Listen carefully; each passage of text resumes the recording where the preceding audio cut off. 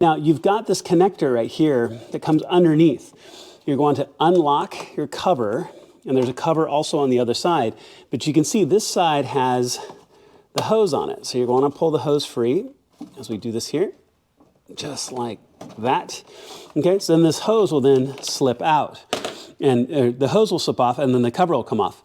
But this cover itself is, you can also see, is pinned down by this cable right here. There's a cable that comes up and connects right here to the top of your strut tower with your electronically controlled dampers, right?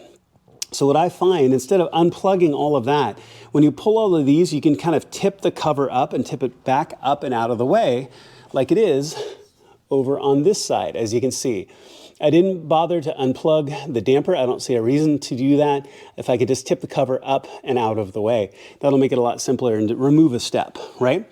So once that's done, you've got a 13mm bolt here in the front, and you've got 15mm nuts, 2 of them on each side. So go and take those off, take your center strut off, and set it aside. All right, so now that the brace is off, and you know, you might be able to do it with the brace still on, but I don't see any reason in fighting it like that. Okay, so the next thing you're going to want to do is go ahead and take out these plastic rivets. There's one right here and one right here. Use a plastic trim tool to pull those up and out.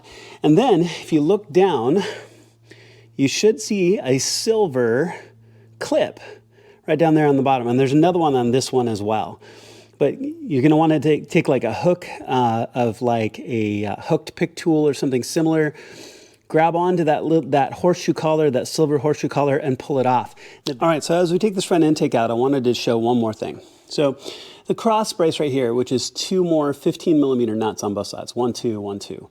So it holds down your engine vanity cover. As you can tell, that cross brace is off, so I've just go ahead and pulled that off. And I've pulled the vanity cover off, and I've set it back a little bit. So, you know, with the G87, we are dealing with a tighter engine bay than the G80s and G82s. There's less space. So what I find in this case, and you can tell I've taken the airbox off by loosening the hose clamp right here, but as you can see, it's really, really tight. So I wanted to show a couple of things just as hints for the G87 owners. Now, you could use the same guide for the G80s, but what I find is pulling this pipe up, you're hitting the edge of your vanity cover. Now, it is possible you could maybe squeeze it by, but these little metal flanges are doing a good job in holding the pipe down and really getting in its way, as is the vanity cover.